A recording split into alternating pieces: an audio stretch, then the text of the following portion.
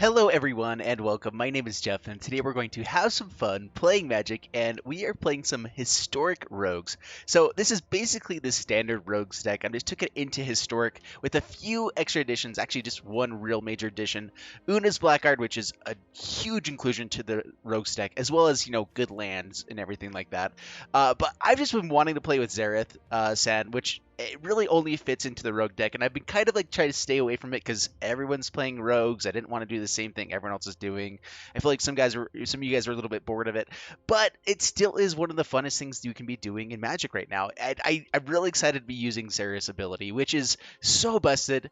So for 4 mana, you can trade it in with an unblocked rogue that is attacking in, and whenever it does combat damage to a player, you may put a target permanent card from that player's graveyard onto the battlefield under your control. So this is great even if you're playing up against a control deck with no creatures. So you can actually just throw out their Teferi that they had to discard or whatever beforehand, or that we milled over.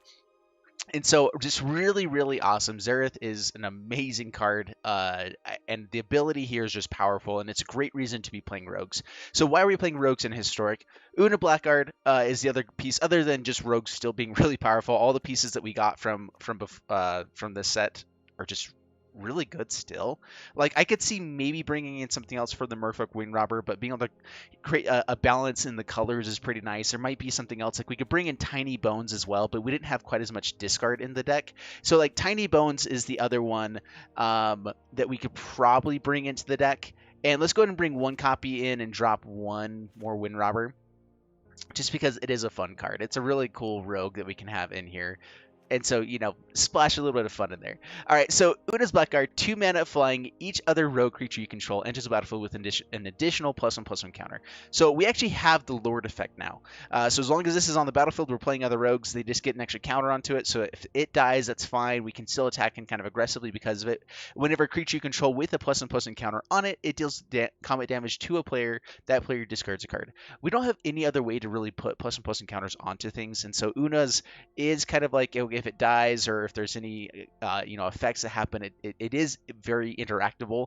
That's one downside of it, but it still has such an upside of being able to fill the graveyard quicker for us, being able to put counters onto things and just have more of our evasive tempo-y creatures hitting in for more damage is actually just sweet. It's great. I like it. So Una's Blackguard, just a great addition to the rogue deck here. Everything else is honestly pretty similar to the rogue deck that you're running into on standard. It just works really well. Basically the same removal spells, because Heartless Sack, Left and Out are just really great removal. Drawn to the Lock is perfect for the deck, and so no reason to change. Brazen Borrower for more removal. I did kind of trim out some numbers so I can bring in the Una's Blackguard. That's basically the only change that we had here. Even the mana base, besides putting in our Drowned Catacombs, 2 copies, 2 Fetid Pools, and 4 Water Graves, is basically the same. Some disruption, Jawari, I always have a hard time saying this one, Jawari disruption here to counter some spells, Hogger's Mauling for removal, just because I'm a big fan of this card. I think it's a good one. I think it's a one of, I don't think you really play it more, 1 or 2 of, just because having more tap lines isn't great, but I like it. I think it's good. And then, of course, 1 Aghadir's Awakening, which is just sweet. And actually, we have it in as a 2-up for this deck. All right, so that's the deck. Let's just go ahead and jump into the gameplay, see how this deck does for us, and yeah, wish me luck. All right, Pickens. Picnic. Bring it on. Keep this. Play Watergrave tap. Pass the turn. I do like that this always has a decent hand. It feels like. I would like to. It'd be nice to have more removal. There it is.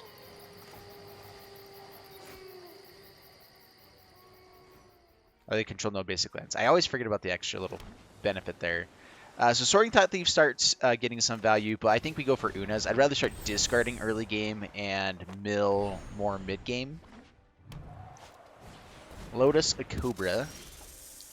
I could just kill that as well. I could go for Thieves Guild Enforcer, start milling a little bit more as well. Interesting choice. Thieves Guild Enforcer, Soaring Thought Thief, they get counters onto each of them. They can kind of go off with Lotus Cobra that we might just be able to kill something. Or we kill that and make sure that we kind of take over the game. Let's go Thieves Guild Enforcer. There's the Uro. Well, we got to mill some pretty decent things. And that 6 cards milled right away, so we put a ton of power onto the battlefield, like, really quick. And we get to remove a blocker next turn, which is nice. Landfall, and it's a tap land. So we're in pretty good shape. There's an Uro. That's fine. Uro is an annoying thing with milling them like crazy. Oh, no.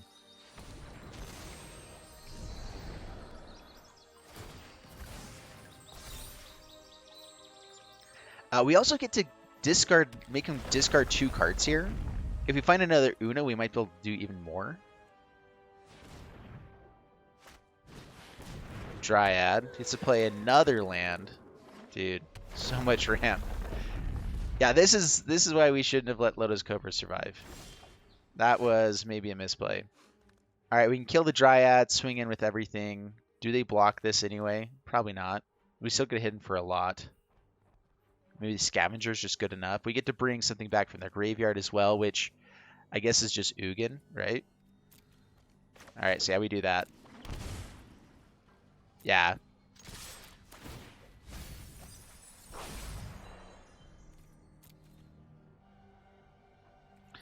All right, which one do we take here? We get hidden for lots of damage. Oh, this also gets a counter onto it, right? So it's fine either way. Let's go ahead and put it onto the Thought Thief. Mill him a little bit more. Hit for more damage. They discard 2 cards. Unfortunately, we have to target before the discards actually resolve, which is annoying. Kenrith could be nice here. I think, yeah, I don't think you always go for Ugin, though, right? Yeah, that's good. And opponent scoops it up. Yep. Oh, man. Yeah, Beagle is still an Ugin is beautiful there. Alright, up against Tushin. Bring it on, Tushin. And keep. I like this hand. Clearwater on black mana. Pass the turn. Plays the Plains. We flash out the Thieves Guild Enforcer.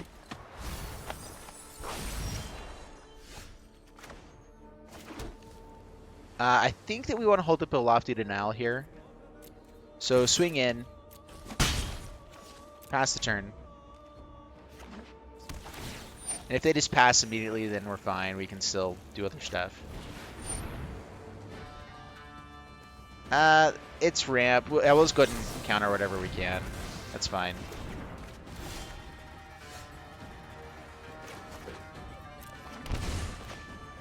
Thieves Guild Enforcer.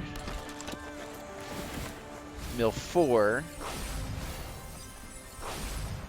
Thought Thief. Mill some more.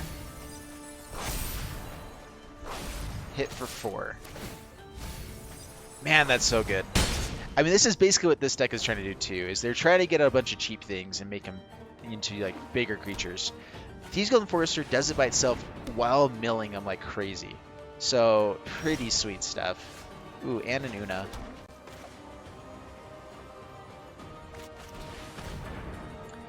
Just milling them now. I guess I should be waiting on this, but whatever. Doesn't bother me. Wrath of Gods. Good to know.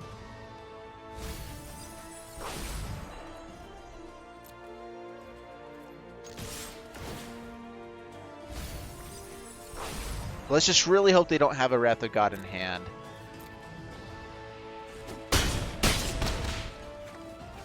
Down to 7, pass the turn.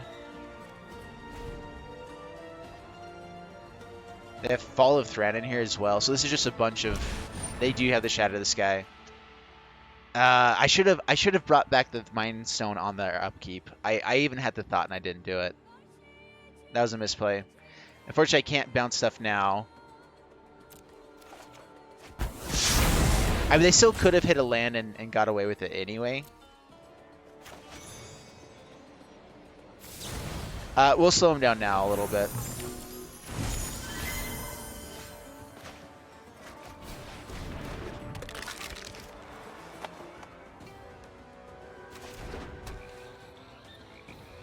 Pass the turn. Yeah, so I should have stopped on the upkeep and counter. I brought out the Mind Stone. Would have just slowed him down a smidge. Alright, if we hit land, each opponent with no cards loses 10 life. That's not amazing here. Yeah, we can't actually get them down. Alright, down to 2. Do you have another shot at this guy? Do we have a way, like, Rankle off the top would be the best for sure. Alright. Oh, got him. That was close. Yeah, we got lucky. Even if we had hit the Mind Stone, though, there's no saying that they didn't have another land to still play the Shatters or something. So I'm not sure if that's the right thing to play the Brazen Bar we're on, but it worked out. Alright, up against Ice Moon. And keep this. Ooh, Elves. We need way more removal in this hand than what we've got. Uh-oh. We also need more lands than what we've got. Figured being on the draw, having a lot of 2-drops that we can play, this would be okay. But we're going to see here. Let's go for the Una. Pass the turn. I think getting these up to 2 powered blockers will be a lot better. And then also getting some discard potentially can be nice. If they don't play out their entire hand this turn, that is. Alright, pay 2 life. We could go for the Scavenger here. And play both of these on the next turn, potentially. I want to play something out now just in case they do have some sort of removal. I guess if it's instant speed, that's fine, right? So, attack in. Scavenger also just throws out a really good blocker here. So yeah, we could have milled twice with the Thought Thief, but I think this is fine. I'd rather start getting discard. And this is a good blocker. Start getting us some life. We'll see how it goes. Shepherd. A really cool thing would be to get a Craterhoof Behemoth. And then do some really fun stuff. Alright, Thought Thief. I would like to hold up Drown in the Lock. We're going to wait one more turn.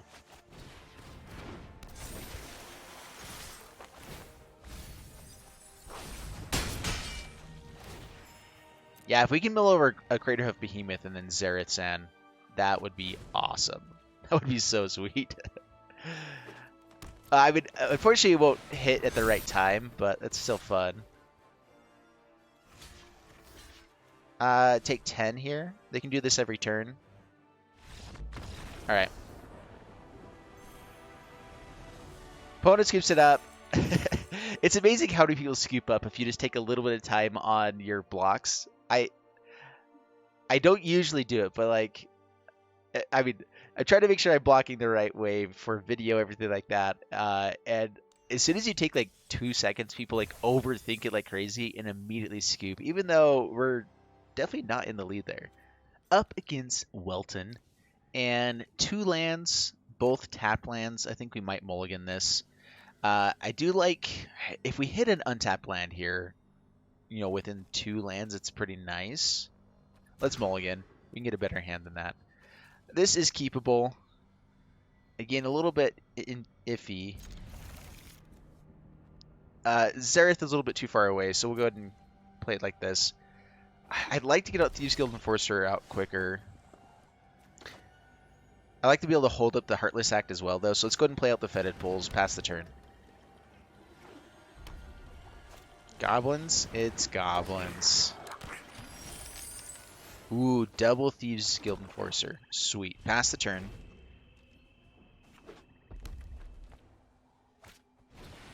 Goblin Warchief. Swings in with 2. I could Heartless Act here instead. Or we can hold up Drown in the Lock. I think we're fine taking 3. If we get to kill a Muxus, it's worth it. Or counter a Muxus. Which, actually, are we going to have enough? We get 6 cards here, right? So yeah, we can still counter a Muxus.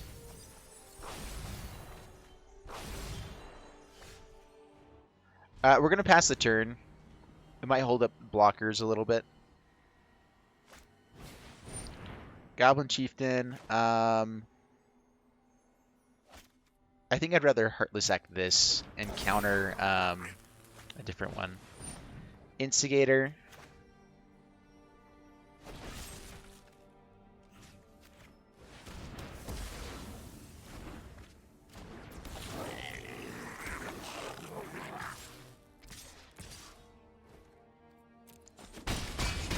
Okay, down to 14. Still haven't hit a land. That's awkward. Pass the turn. Land into Muxus. This also grows our guys, which is sweet. Yeah, now we have some Death Touchers, and your 1/1s can no longer attack. That is a land. Alright, pass the turn. Muxus number 2. Actually, they're still a ways off of it. I guess land into Muxus they can still do. Chieftain. Okay, let's see if they attack it now. Prospector.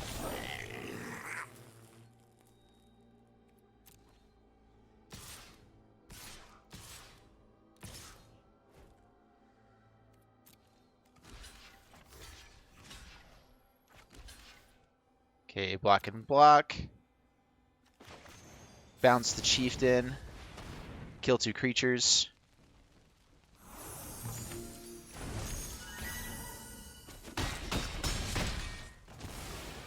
Down to 12. We're still at a not very high life total, and this is our only blue source. We get to mill 2 more cards. I think we want to go for the Brazen Borrow play one more time. Pass the turn. We have to keep this up in case there's a Muxus, just so that we don't die on the spot, basically. There's a Krenko. Ah, gosh dang it. Not having any of the right stuff here. Like, this is already a hard enough matchup, but it just became a lot harder.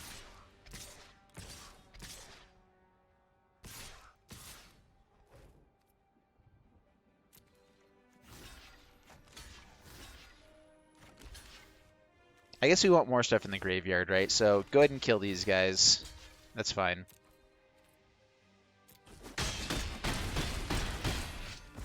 I could bounce a token. We can bounce the War Chief, which doesn't really affect anything right here. We don't have to bounce anything, but we just don't get any value by not doing anything here. We can maybe try to find an answer for the War Chief this way, just to like keep Krenko off for another turn. So like, I guess we bounce the Krenko again, force him that to be the play.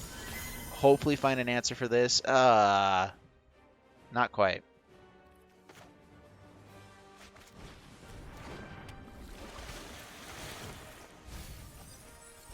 Alright, we got rid of a Muxus off the top. That is sweet. Dang it, we really need this for removal. Pass the turn. I guess I could have also drawn a card there. Oh well. Muxus again. Gets lots of tokens. They all get to swing in. We're pretty close to death. Yeah, this one just went wrong from the beginning. Just not hitting the right land drops and everything. And this is a big issue with having a bunch of tap lands in the deck. Like, there is something to be said about just not playing any fetid pools, anything like that. They are really nice at times. Are we just dead right here? I think that we're dead if they swing in with the War Chief as well, actually. Because we get 3 blocks. Yeah, they had lethal if they attacked better. Alright, not quite. We would have dropped to 1. Yeah, there's no way we come back from that.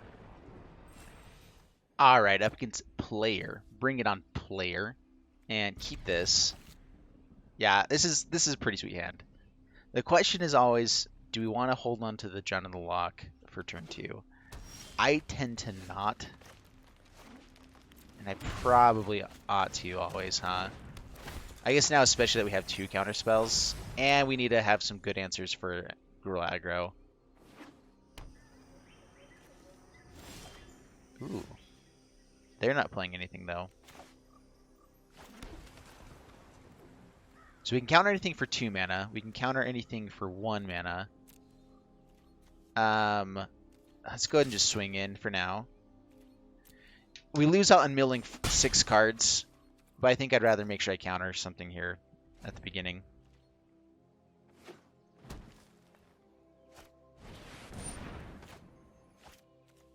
Okay, yeah, counter that. 3 cards in the graveyard. Now they have a basic land. I don't think we have quite enough cards in the graveyard to make this worthwhile. So let's go ahead and go for the thief now. Mill 2 more. We're just shy of being able to have this. Get the pump real quick. Down to 18. Carroted. That's fine. That's less fine. What do they have here? A questing beast will be nice.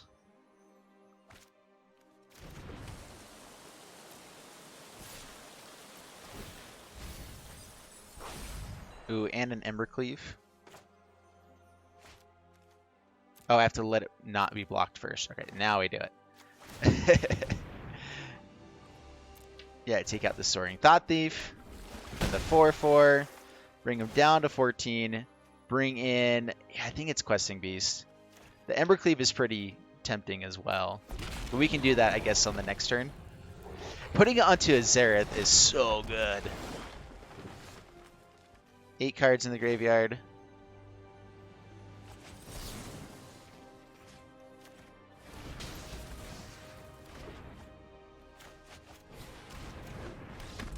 There we go. And we have the Hogger Mauling as well. I guess I should have waited there instead, but yeah. That was sweet. I really like this deck when it goes off. It is pretty fun, actually. I was hating on it for a long time, but it's a fun deck. It really is. All right, this is a sweet hand. I like this. I like it lots. Lots and lots of counter spells in the early game. Get out the Wind Robber. Una's nice when we feel like we can play it.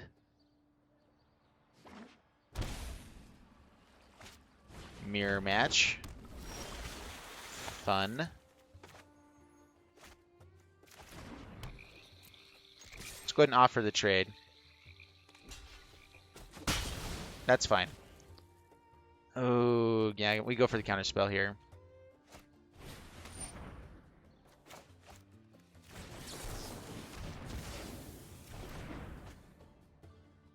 They didn't play out the other land beforehand, which I guess that's the fair play there. We can go for Lofty Denial as well. If it's another Thoughtseize, that's fine. I think I just want to make sure I'm getting this played out now. If they Thoughtseize us or whatever, it's okay. Bring out a good blocker is annoying, but we get out a good threat.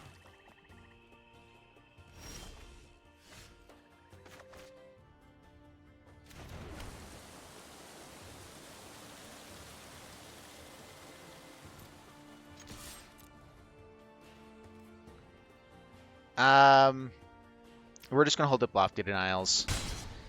Down to 17, pass the turn.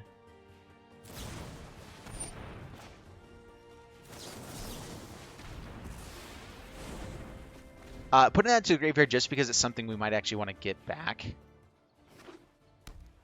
Okay, he plays up the island. Yeah, I'm guessing they have a Zareth San as well. Passes the turn. Alright, let's go for the Thought Thief. Hold up to the Lofty Denial. Okay, he goes for Drown in the Lock. Yeah, we want this to resolve.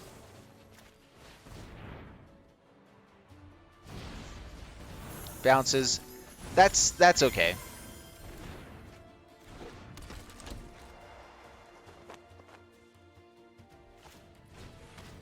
Okay, Thoughtseize takes out the Zarasan. Takes 2. Attack in. Get some more millage going.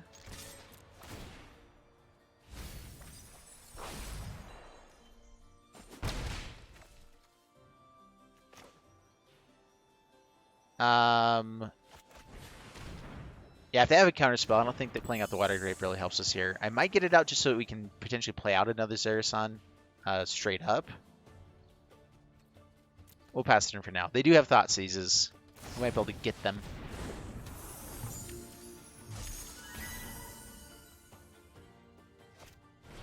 Curious Obsession. Annoying. No blocks. Down to 16, they get to draw a card. I did not bring Curious Obsessions in the deck. That would be probably a good thing to play here for sure.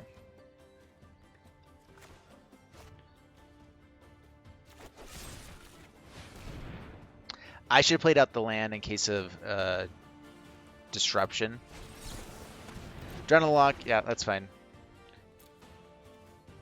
Let's go ahead and swing here. Just basically show that we're willing to block with the Thief. They'll still probably have to do it. Pass the turn.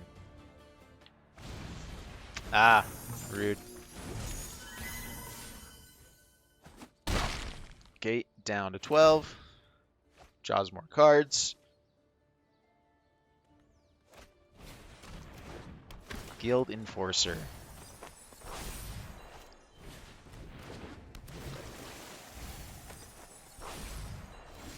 Yeah, the card advantage is definitely annoying here. Soaring Thought Thief. Now it's a 3/4, which is nice, and there's Tiny Bones. Pass the turn. Thieves Guild Enforcer still kind of shuts us down, though. Being able to force them to discard does give us a little bit of card draw. We could trade off the Una here. We lose out on being able to discard stuff, but I mean, they've got to be able to play a lot of stuff out of their hand anyway. So let's just block there. I should have played out the Watery Graves to get closer to the Tiny Bones going off.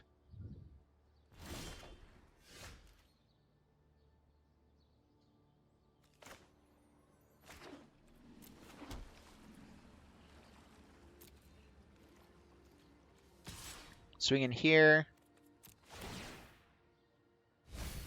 Mill 2 cards. Blocks and sacks.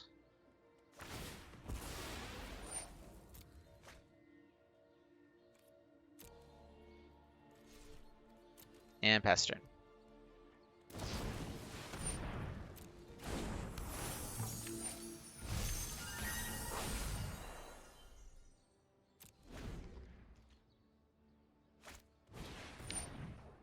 Curious Obsession, man, they have had pretty decent draws, that's for sure. That is for sure. Down to 8. Draws a card. They've got to have a land in there somewhere. They just don't need to play it yet, probably. All right, there's one land. Conservative removal. Intriguing.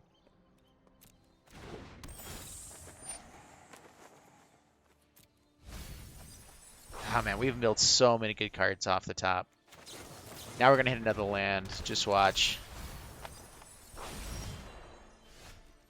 That's a good job.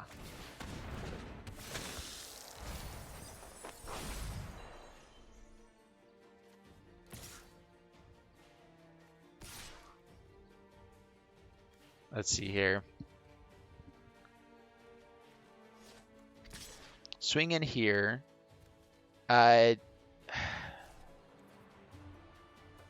Let's say no attacks. If they have removal spell, we take a really big hit. I don't think we can quite do that just yet. And with them playing the Hagra Mauling out, I'm feeling like they have removal of some sort. Is this a Xerath-san?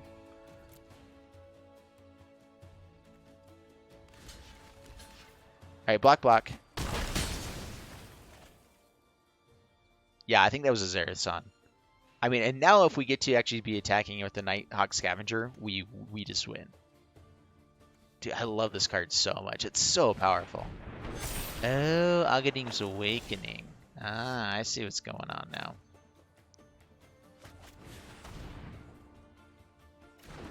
Yeah, that with Una's Blackguard is so good. No attacks, pass the turn.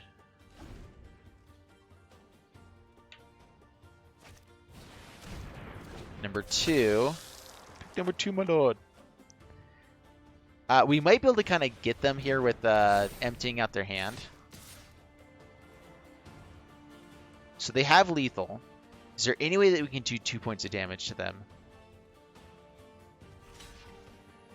Oh, they get to gain life anyway. So we just block here. We need to go for the trade. Okay, up to 17.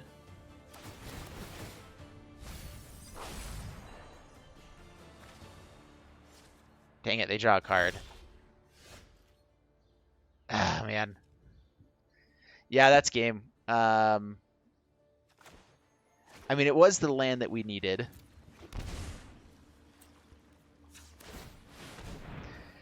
Yeah, we're going to go ahead and concede. Oh, tough one to end on. So yeah, they drew a card with a Curious Obsession, which I kind of forgot about. So they were able to still dodge the Tiny Bones effect.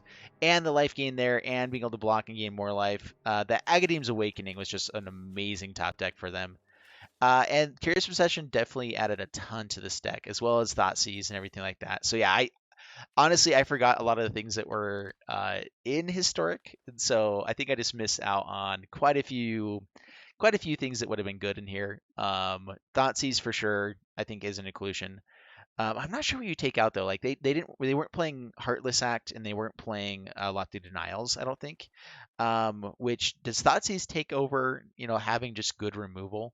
I'm not so sure. I think that you can bring in Thoughtseize over the Jwari's Disruption. It does act as a land. You can just kind of replace it. Like this one, it's just a straight up. I place it in place of an island, so it definitely helped out to have that there.